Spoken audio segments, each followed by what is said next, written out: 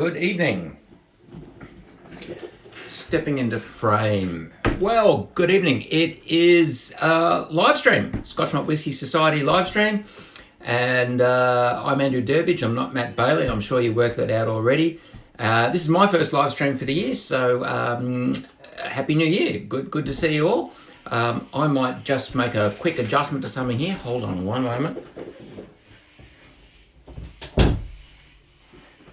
And we're back. Oh, smooth. Did you like that? Hey, it is great to be here. I've been looking forward to this. When we plan our live stream, sometimes some of them have a lot of planning goes into them. Sometimes Matt and I will put together an agenda and something to talk about, and we'll spend a day, half a day planning something. Tonight's really special. I have spent all of 15 minutes getting prepared for tonight, so this will be interesting. We'll see how we go. But yeah, a lot of work went into this one. I can see some people are joining. Some great comments there already. Love the new haircut, Matt. Yeah, nice one. There you go. So there's some people joining already. So yeah, look, Happy New Year to you. It's going to be a fantastic year for the Society. We have so much in store. Matt's probably given a few teasers away already, but honestly, it is going to be fantastic. Really looking forward to it. The year's off to a fly already. You've already received January Outturn, which launched last Friday, and we've seen some fantastic whiskies fly out the door as members have grabbed those, and it is brilliant. Now, here's the agenda for tonight. This is going to be interesting. I'm offering you 4 courses. We're going to have a 4-course live stream tonight. It's going to consist of an appetizer, an entree, a main, and a dessert. And look, we all know dessert is best, so stick around for dessert at the end. It's going to be great. So what are those 4 things? So let me tell you, appetizer. I'm going to share with you a whiskey cocktail. I'm going to make it for you here in the spot and share the recipe with you. It's going to be fantastic. That's our appetizer. For our entree, I want to talk a bit about the Society's Instagram handle and how we use it, and I think that will be of benefit to some. Monarch Perth, is Matt busy making his haggis? Far be it from me to comment on Matt's haggis. I think that would be inappropriate. Main course, I want to talk about tastings. I want to talk about tasting events. I want to know what you look forward to at a tasting. I want to know why you attend a tasting. I want to know what makes a good tasting for you. We're going to talk about a few things along those lines. And then dessert. Dessert had a fantastic question come in from Calte, and he asked a couple of questions about how distilleries select their casks for special bottlings and how the Society goes about selecting its casks, in particular the ones that we choose to finish, put into a secondary cask for second maturation. So I'm going to address that at the end. So 4 courses, there you go. Let's get the first course underway, appetizer. I said it's a cocktail. I want to share with you a whiskey cocktail and a recipe that I quite like. Whiskey cocktails are interesting things. I think sometimes some of the cocktails get so complex, and when you look at the other ingredients that go into them, that I often wonder what's the point of the whiskey. Sometimes the other flavorings and ingredients can be so dominant in the cocktail that it really wouldn't matter whether you used a whiskey or a rum or some other spirit along the way. But this is one where the whiskey will be the hero of the cocktail, the hero of the drink. And the great thing about it is very versatile. You can either have a peated whiskey or a non-peated whiskey, whatever takes your fancy, and adjust it to tweak. So tonight I'm going to use a lightly peated whiskey. This is 135.12. It's from our lightly peated flavour profile, and it's 12 years old. And this is a really easy cocktail to make. So start with your whiskey of choice. In this case, I'm going to go with something that's cask strength and peated. Oh, lovely sound. And we want to use a tumbler glass for this one. In this case, here we go here. Now, the first step is one part of your whiskey of choice. I should be using a little measure to get this right, but I'm going to eye this in. It'll be close enough. I reckon that's about, well, almost the end of the bottle. That'll do 30 ml there. That's about one measure. Fantastic. And give that a swirl. And what we're going to add to this now is some oxygen, and it's ready to drink. Best whiskey cocktail ever. Just have it neat and enjoy it. Now, obviously, not my glass of choice. If you were, that was just a bit of something a bit silly to kick things off. But yeah, ordinarily I'd be drinking this in a proper whiskey glass, but I'm prepared to drink it out of a tumbler for tonight. But I always believe if you're going to spend time with company and with friends, you should have a good drink in hand. And hence, I thought that would be a good way to kick things off tonight. So grab yourself a dram and join with me. I can see a few people have joined. Jason Lamb, Whiskey Steens, good to see you. It's the usual suspects here. Calte, good to see you. You probably heard I'm going to answer one of your questions in a moment. Blackwood Studios. Oh, wow. No, I'm not going to kill the bottle. I've saved a little bit to the end. So that's our appetizer out of the way. Let's move on to entree. I want to talk about our Instagram handle, the Society's one. You're tuned in right now to SMWS_Oz, AUS. And that is the same as our Twitter handle, which is SMWS_Australia. And when I say it's the same, the reason being is that it's our official social media platform for this entity. And what I'm driving at here is that both Matt and I use it.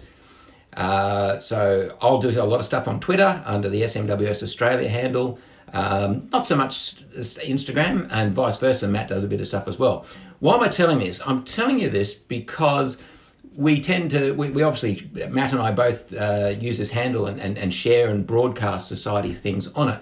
And it's become apparent to us that a lot of people seem to think that it's just Matt. And so a lot of people have sent messages through thinking that they're talking to Matt, and it's actually me replying at the other end. So I just wanted to clarify that. Sometimes we can tell, of course, like the messages appear on the handle all the time. So we had a message came in the other day and it said, hey, what did you think of the latest Society Castle Glenfarclas? We knew that one was for me, so I answered that. A day later, someone came in with a message and said, hey, what colour underwear are you wearing? So we knew that one was for Matt. We could work that out.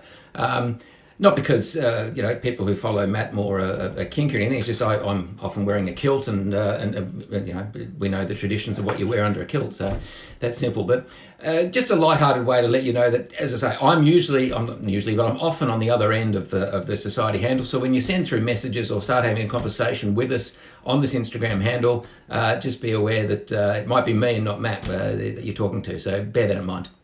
Ditto on our Twitter handle as well. If you do want to send something specifically to Matt, use his email, bailey@smws.com.au.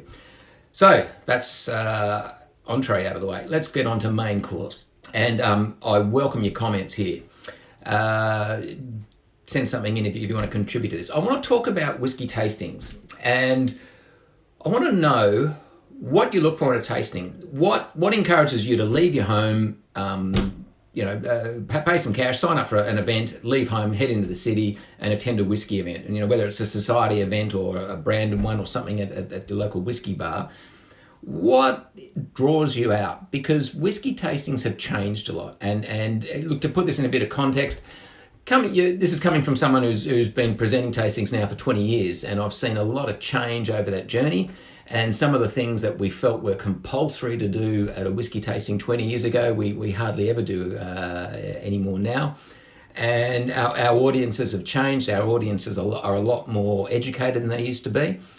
And our audiences are a lot more mixed. I know when I first started doing presenting at tastings 20 years ago, you would spend half the night actually having to describe what Scotch whisky was and go through all the definitions, because most of your audience didn't have a clue. The category was very different back then. Whiskey Gaucho, good to see you, mate. Evening from Mr. Ow, and to Mrs. Gaucho too, good to see you. And look, I don't want this is going to sound a little arrogant, I don't mean it to be, but the Society very much led the way in how tastings were presented in Australia.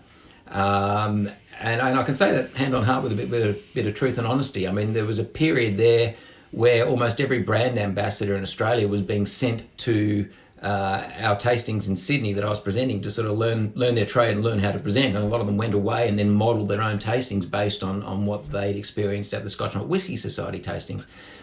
So over time, as our audiences became more educated and our tastings started to be made up more and more of members and less of non-members after a while, we found that obviously when we started a tasting, we were speaking to an educated crowd.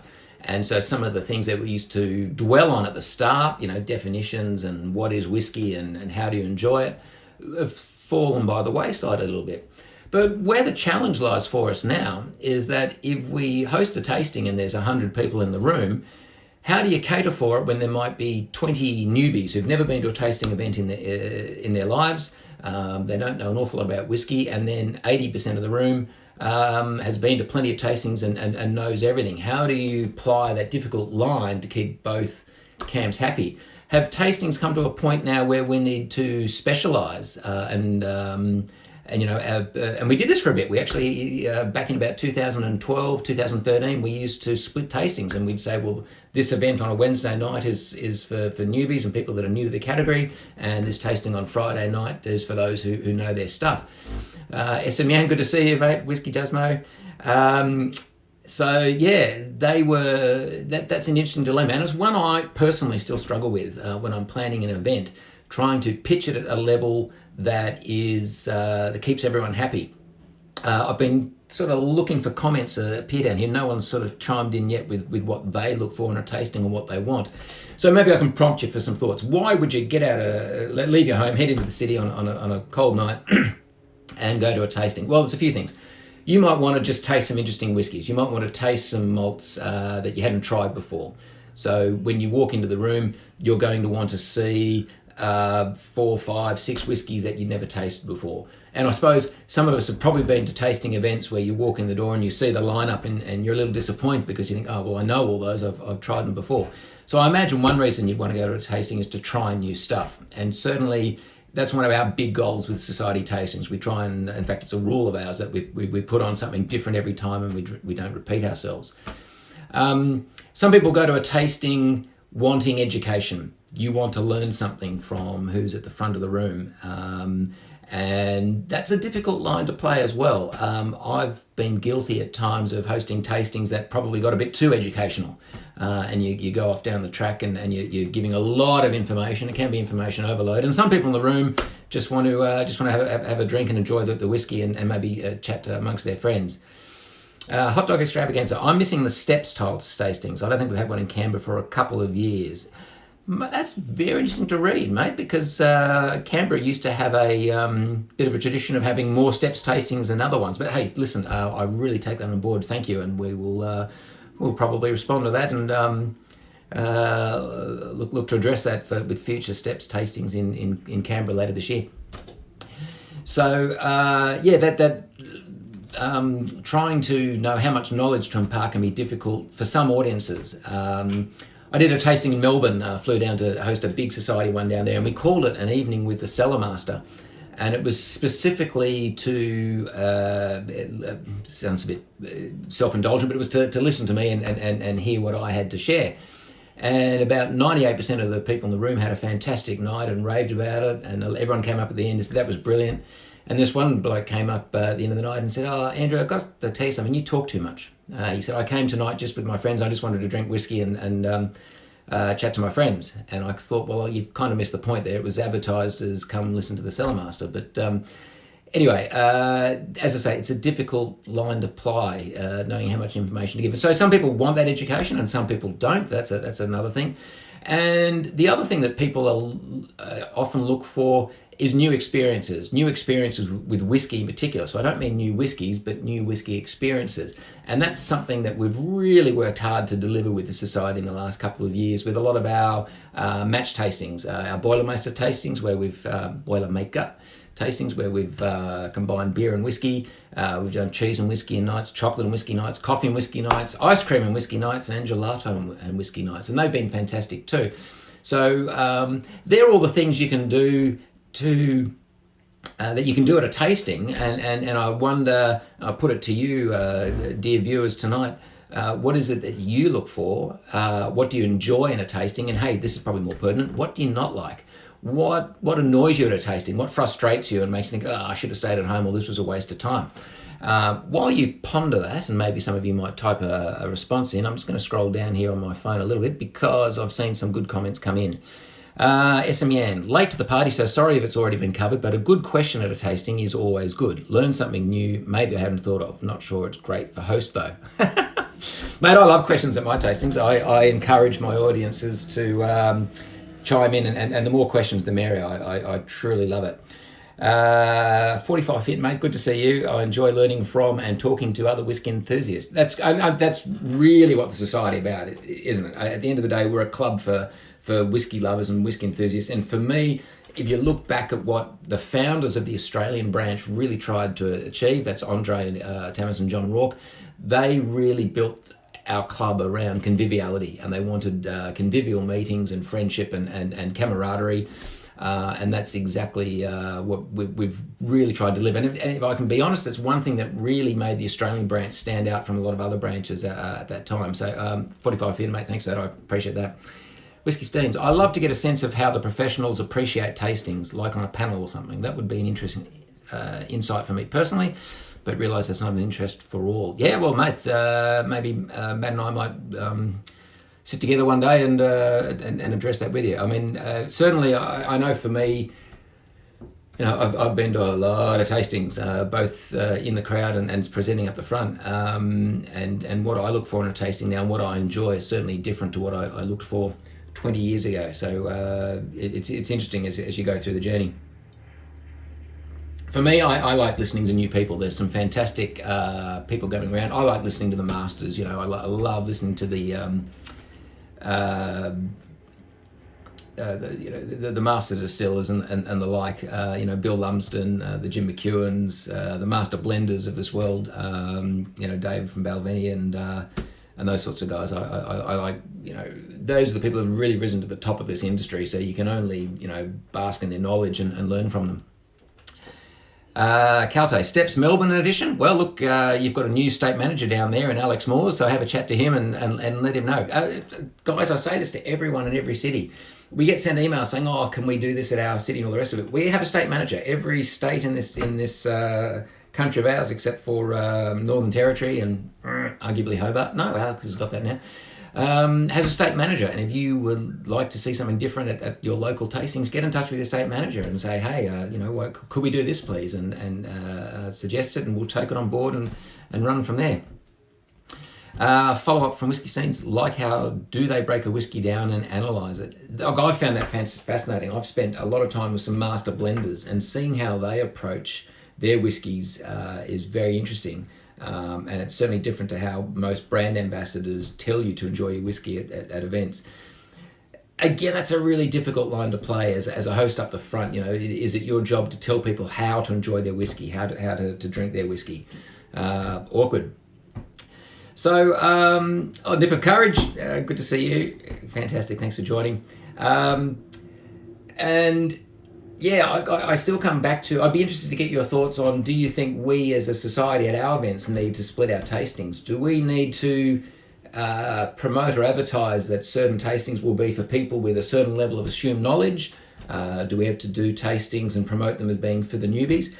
Good analogy here is a bit like a squash round robin. Some of you know I play squash at a competitive level. My local club has round robins on a Saturday, and there's a round robin at 12 o'clock, and we say this is only for people of a certain standard. And if you come to the 2 o'clock one, well, you've got to have a certain standard to play at that round robin. And I don't know, maybe whiskey tastings need to go down that route as well. So I might need to come back to that. I was really looking forward to seeing some responses, and a few people have chimed in there. For me personally, what do I look for in a tasting now? I look for shared experiences. I love it. It really doesn't matter what the whiskey is. I think if there's a great whiskey that's been poured, or a selection of them, and there's someone up the front who's a good, convivial and entertaining host, and God, I put the emphasis on entertaining. I'll be honest, what irritates me at a tasting is when there's a very boring presenter up the front, and I've been to a few of those. You know, anyone who's aspiring to be a brand ambassador or wants to host tastings, or you've got to learn how to hold an audience and entertain an audience. And if you're not entertaining, you shouldn't be there. So that's something that grinds my gears a little bit when you have to listen to someone who's, you know, with a monotonous voice up the front.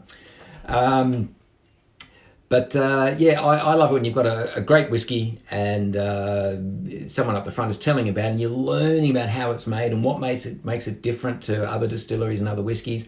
And then you can turn to someone next to you and say, how good is this, and enjoy it together. That level of camaraderie and enjoyment is what for me makes a tasting good, rather than a classroom lecture style tasting. But hey, that's just me. So that's appetizer, entree, and mains out of the way. Dessert. I said dessert was going to be interesting. This might be the educational part of the live stream tonight. So Calte asked the question, and I've just written it out on my screen to the side here, so I'm going to read it out. The question was, "Hi AD, can you discuss distilleries picking out the right cask to make a killer bottling? What are they looking for in first fill casks or ex-barrels? And what's the process of picking out the cask to do a special finish? And the process that the society embarks on when we do a finish?" So, great question, Calte, and thanks for raising it. I think something that the single malt industry has done has given consumers a bit of a bum steer or a misconception about how bottlings come together.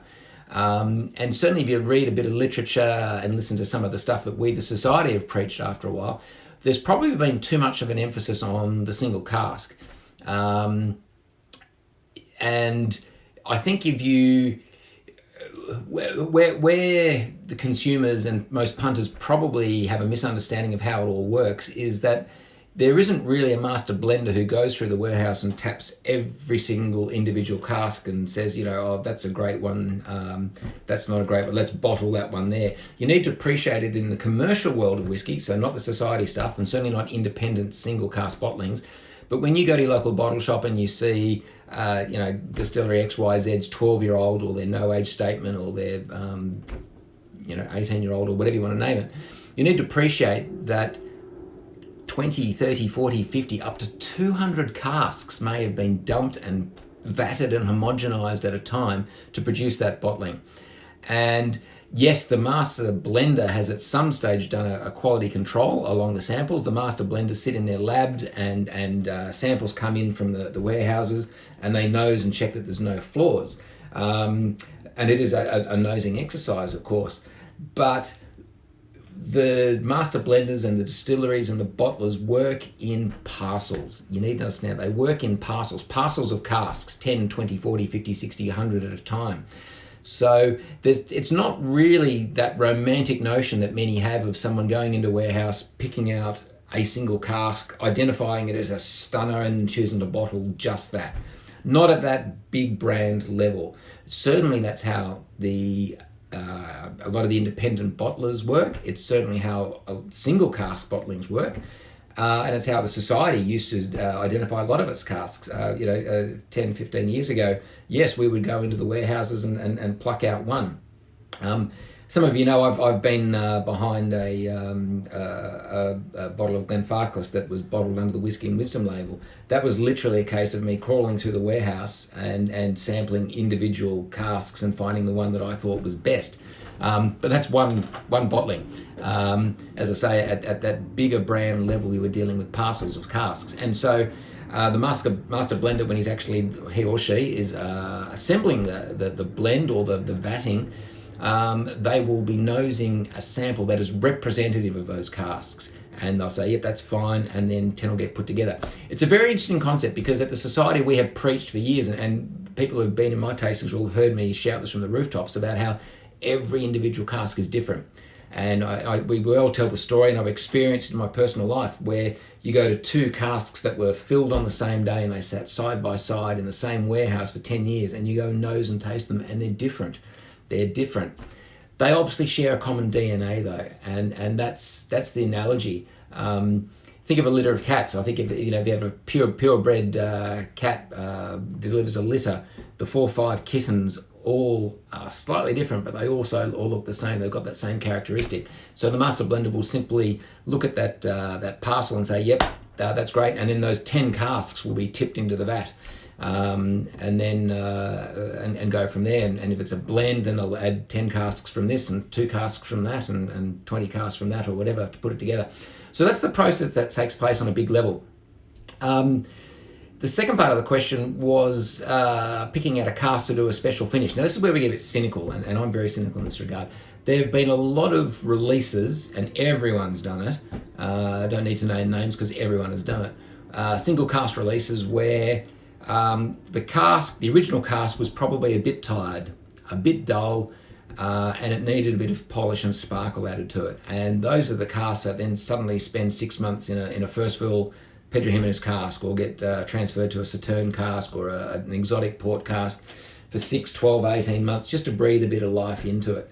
Now, it's great from a consumer point of view. You get to try a different flavour, you get to try a different interpretation on that distillery's whiskey, and that's great. The reality is it was probably could have been a tired cask that needed a bit of life breathed into it as well. So that's the other side of the equation. How does the society go about it? Well, this is where it gets interesting, because we, again, these days are dealing with parcels. We will go to a distillery or brand and say, we would like to buy, say, 8 casks of your 2002 vintage. And the society will take delivery of 8 casks, and they're all filled on the same day. They're the same age. They're all, say, an ex-bourbon barrel of the same thing. And so whilst they're slightly different, there are similarities. And we, the society, know that if we were to put out 8 sequential casks in a row, let's say it was distillery 99, and if we did 99.10, 99.11, 99.12, and it was all exactly the same cask, members would pick that and they would discern that similarity. So what we might do when we get those 8 casks is identify 2 or 3 of them and say, okay, well, let's give those a different treatment. Let's actually put them in a finishing cask and let it sit in a wine cask for a bit, or a port cask or a Madeira cask, or put it into a new freshly shaved cask to give it a new lease of life. And then whilst we bought them all at the same age, they may have all been 10 years old when we acquired them, we will bottle one at 11 years old, let it sit in the warehouse let the next one sit in the warehouse for 6 months, and then bottle the next one when it's a year older. And so even though we acquired that parcel of casks all with similar characteristics at the time we acquired them, if you release them and bottle them at 10 years, 11, 12, 13, obviously as you go through the journey, you're experiencing a different interpretation on that. And we've done that many times, and one comes to mind straight away. It was that glorious parcel of Longmorn casks that we acquired that were all from 1968 and got bottled over the journey: 7.28, 7.30, 7.32, 7.35, 7.37, 7.40. They were all the same year, but they got bottled from the first one to the last one was a distance of about 7 or 8 years. It was fascinating seeing them change over that journey as they got older. To be fair, by the time we bottled the last one, it was probably a bit past it and should have been bottled earlier, but there you go. So, Carlton, I hope that answers your question, gives you some insight into how we go about things. And that's how the industry works. I think there's a lot of romance that gets sold, and a lot of brand ambassadors and presenters stand up the front and probably paint a slightly romanticised version of what goes on. And I think at a single cask level, that's a good thing, because at the single cask level, the world is like that, and that's how we operate. In the bigger, badder world of the mass market blends and the big brands that sell bulk quantities of stuff, it's a slightly different picture. And look, do you care? Probably not. As long as it tastes fantastic and it's at a good price at your local bottle shop, that'll do too. So that's all from me for tonight. I don't know if there's any other comments coming in. I don't believe so. So I hope you enjoyed dinner tonight. I hope you enjoyed your appetizer, your entree, your main and your dessert. And I dare say Matt or myself will be back very shortly with a live stream very soon. Thanks for tuning in. Hope you really enjoyed it, and look forward to seeing you at a society event this year. Until then, cheers.